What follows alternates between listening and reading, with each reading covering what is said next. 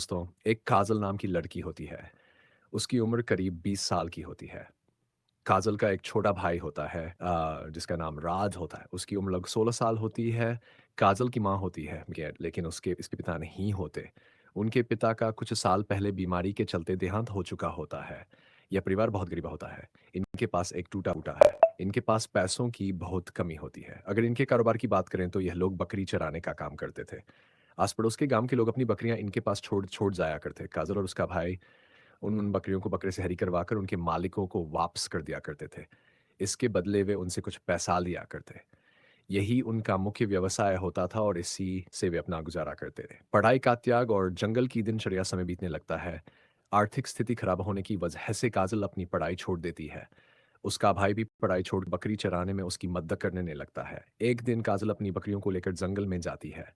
वह एक बकरी को बकरे से हरी करवा रही होती है। तभी उसका भाई वहां आ जाता है और यह सब देख लेता है। वह अपनी बहन से पूछता है, दीदी, ये आप क्या करवा रही हो? यह सब क्या होता है और इससे क्या फायदा होता है? काजल उसकी बात सुनकर शर्मिंदगी महसूस करती है और उसे कुछ नहीं बताती। लेकिन फिर काजल सोचती है कि यदि वह अपने भाई को यह सब नहीं सिखाएगी, तो भविष्य में यह काम कौन संभालेगा? इसीलिए वह उसे समझाने लगती है और बताती है कि इससे क्या होता है और यह क्यों ज़रूरी है। शायरी में भाई भाई के मन में विचारों का बदलाव। अ, काजल का भाई उसकी बातें सुनकर सब समझ जाता है। लेकिन धीरे-धीरे उसके दिमाग पर इसका बुरा प्रभाव पड़ने लगता है। उसके मन में अजीब विचार आने लगते हैं। वह अपनी बहन के प्रति अनुचित लालच पालने लगता है। एक दिन काजल और उसका भाई बकरियों को लेकर जंगल में जाते हैं। काजल एक बकरी को बकरे से हरी करवा रही होती है। अ, तभी उसका भाई उससे कहता है, "दीदी, यह काम मैं भी कर सकता हूँ। मेरा मन है कि मैं भी ऐसा करूँ।" काजल ये सुनकर चौंक जाती है और सोच में पड़ जाती है। थोड़ी देर बाद वह भी लालच में आ जाती है और अपने भाई की बात मान लेती है। दोनों क्रिकेट मैच खेलने का बहाना बनाते हैं और इस प्रक्रिया को अंजाम देते हैं।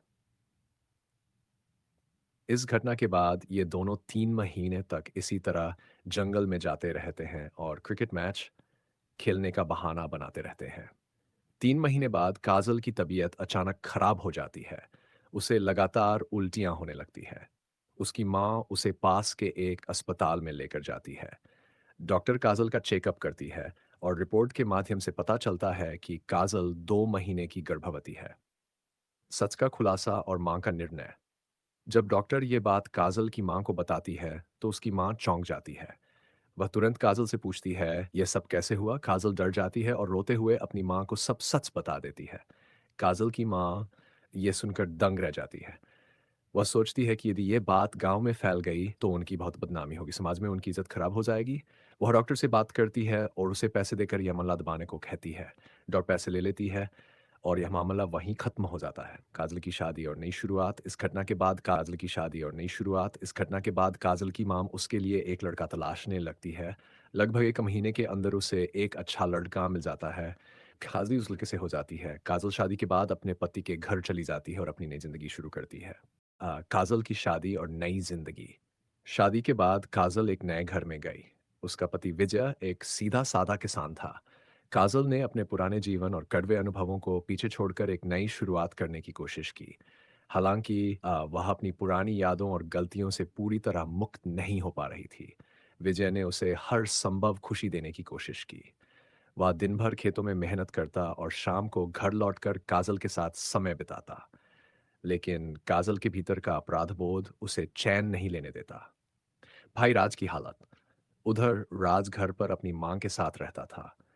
काजल के जाने के बाद वह अकेला महसूस करने लगा था। उसकी माँ ने उस पर कड़ी नज़र रखनी शुरू कर दी थी, लेकिन राज की मानसिक स्थिति बिगड़ने लगी थी। राज ने अपनी बहन के साथ जो किया था, उसकी यादें उसे परेशान करने लगीं। वह खुद को दोषी महसूस करने लगा, लेकिन उसे ये समझ नहीं आ रहा था कि वह इस परिस्थिति से कैसे बाहर निकले। काजल का अतीत विजय के सामने। एक दिन विजय ने काजल को परेशान देखा। उसने उससे पूछा, काजल, क्या बात है? तुम मुझसे कुछ छुपा रही हो। काजल ने पहले टालने की कोशिश की, लेकिन विजय के बार बार पूछने पर उसने अपने अतीत की पूरी कहानी बता दी। काजल को डर था कि विजय उसे छोड़ देगा, लेकिन विजय ने उसे शांत रहने को कहा। विजय ने कहा, जो हुआ वह बहुत गलत था, लेकिन हर किसी को दूसरा मौका मिलना चाहिए। तुम्हें अपने अतीत को पीछे छोड़कर आगे बढ़ना होगा। मैं तुम्हारे साथ हूँ, लेकिन तुम्हें अपने भाई से भी बात करनी होगी। भाई से सामना। काजल ने विजय की सलाह मानकर अपने भाई से मिलने का फैसला किया। वह अपने मायके गई और राज से आमने-सामने बात की। काजल ने कहा, "जो हुआ वह बहुत गलत था। हम दोनों ने गलती की, लेकिन अब हमें इसे सुधारने और आगे बढ़ने की ज़रूरत है।" राज ने रोते हुए कहा, दीदी, मैं खुद को माफ़ नहीं कर पा रहा हूँ। मैंने जो किया वह स्वीकार्य था। मैं हर रोज़ खुद को सज़ा दे रहा हूँ।" काजल ने अपने भाई को समझाया कि जीवन में गलतियों को स्वीकारना और उन्हें सुधारने की कोशिश करना सबसे बड़ा साहस होता है। उसने उसे एक नई शुरुआत करने के लिए प्रेरित किया। नई राह पर चलने का संकल्प। राज ने अपनी बहन की बात मानी और खुद को बदलने का फैसला उसने फिर से शुरू करने की ठानी। काजल और विजय ने उसकी मदद करने का वादा किया। काजल ने भी अपनी जिंदगी में बदलाव लाने की कोशिश की। उसने विजय के साथ अपने रिश्ते को मजबूत बनाया और समाज के सामने एक सशक्त और आत्मनिर्भर महिला बनने का संकल्प। समाज में बदलाव की पहल काजल ने महसूस किया कि उसके गांव में शिक्षा और जागरूकता की कमी ने कई लोगों को गलत रास्ते पर जाने को मजबूर किया था। उसने विजय के साथ मिलकर एक छोटा स्कूल शुरू किया, जहां बच्चों को शिक्षा के साथ नैतिक मूल्यों का भी पाठ पढ़ाया जाता था। गांव में लोग काजल और विजय की तारीफ करने लगे। काजल ने अपनी गलतियों को सीख में बदलकर अपने जीवन को एक नया मकसद दिया। अंत में एक नई शुरुआत। इस कहानी का अंत यह सिखाता है कि भले ही जीवन में कितनी भी बड़ी गलतियां क्यों न हो, उन्हें सुधारने और नई शुरुआत करने का हमेशा मौका होता है। काजल और राज दोनों ने अपने अतीत से सीखा और अपनी जिंदगी को बेहतर बनाने की कोशिश की।